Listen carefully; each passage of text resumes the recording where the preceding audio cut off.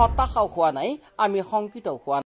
सबका साथ सबका विकास सबका प्रयास विकास কিন্তু আমাৰ মুছলমান সমাজৰ হৈছে। এতিয়া সাত কিমান দূৰ দিলে এইটো আমি 4 তাৰিখত গম পাম। কংগ্ৰেছে প্ৰতিটো নিৰ্বাচনৰ আগত ফলাফল ঘোষণা হোৱাৰ প্ৰাক মুহূৰ্তত সদায় আস্ফালন কৰি থাকে, এইটো নতুন কথা নহয়। নহলে কোনো কংগ্ৰেছৰ বিধায়কৰ টিকেট নাপাব, কোনোবাই জিলা পৰিষদৰ টিকেট নাপাব, কোনোবাই পঞ্চায়তৰ সভাপতি টিকেট নাপাব। প্ৰথমে আপোনাক ধন্যবাদ জনাইছো। হতাশা হোৱাৰ কোনো প্ৰশ্নই নাহে, কিয়নো আমি হতাশা হোৱা নাই, শংকিত হোৱা নাই। আৰু কংগ্ৰেছে প্ৰতিটো নিৰ্বাচনৰ আগত ফলাফল ঘোষণা হোৱাৰ প্ৰাক মুহূৰ্তত সদায় আস্ফালন কৰি থাকে, এইটো নতুন। আমি কোনটো দলৰ সৈনিক? আমি মোদীৰ সৈনিক, আমি হিমন্ত বিশ্ব শৰ্মাৰ সৈনিক, আমি বিজেপি দলৰ সৈনিক। কোনটো দলৰ সৈনিক?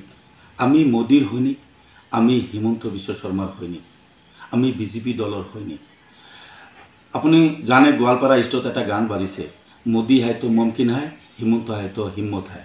গতিকে আমি তেখেতসকলৰ সৈনিক। আমি লিগেলভাৱে আমি কাম কৰি আছোঁ। আমাৰ দলে ৰাইজৰ সৰ্বাংগীন উন্নয়নৰ কাৰণে কাম কৰি আছে। আমাৰ চৰকাৰে সকলো জাতি জনগোষ্ঠী সকলো ভাষা ভাষীৰ কাৰণে, কাৰণ আমাৰ দল বিজেপি দল এটা নীতি আদৰ্শৰ মাজত চলে আৰু আমি তাৰ গণ্ডিত আছোঁ। গতিকে আমাৰ দলৰ লগত আছোঁ, আমাৰ লগততো কোনো ধৰণৰ এনেকুৱা কোনো হেৰি নাই। কিন্তু কংগ্ৰেছবিলাকে শংকিত আছে, আমি শংকিত হোৱা নাই। মোদী খাইতো মুমকিন হে, হিমন্ত খাইতো হিম্মত হে। আমাৰ চৰকাৰে সকলো জাতি সকলো ভাষা ভাষীৰ কাৰণে কাম কৰি আছে। কংগ্ৰেছী নেতা পালি নেতাই শংকিত হৈ আছে। কংগ্ৰেছী নেতা পালি নেতাই শংকিত হৈছিল।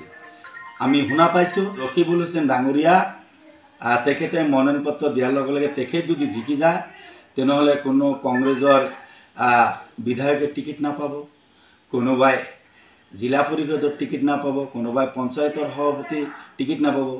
গতিকে তেখেতসকলৰ মাজত এটা শংকিত বা হৈ আছে। আমাৰ বিজেপিত কোনো দলীয় কাৰ্যকৰ্তা শংকিত হোৱাৰ প্ৰশ্নই নাহে।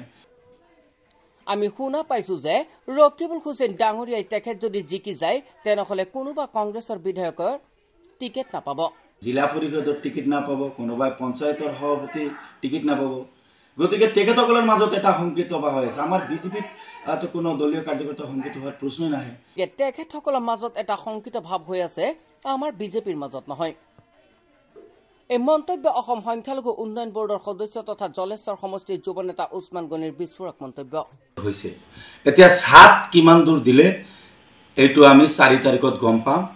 এতিয়া কিমান দূৰ আমাৰ সাথ দিছে বিশেষ কিন্তু হৈছে, কাৰণ বিজেপি নেতৃত্বাধীন চৰকাৰৰ পৰা অসমৰ সৰ্বকালৰ সৰ্বশ্ৰেষ্ঠ কৰ্মদক্ষ জনপ্ৰিয় মুখ্যমন্ত্ৰী আমাৰ সকলো শ্ৰদ্ধা ডক্টৰ হিমন্ত বিশ্ব শৰ্মা ডাঙৰীয়া নেতৃত্বাধীন বিজেপি চৰকাৰে সকলো জাতি জনগোষ্ঠী সকলো ভাষা ভাষীৰ সৰ্বাংগীন উন্নয়ন কৰিছে, সম নিৰাপত্তা দিছে, সম উন্নয়ন দিছে।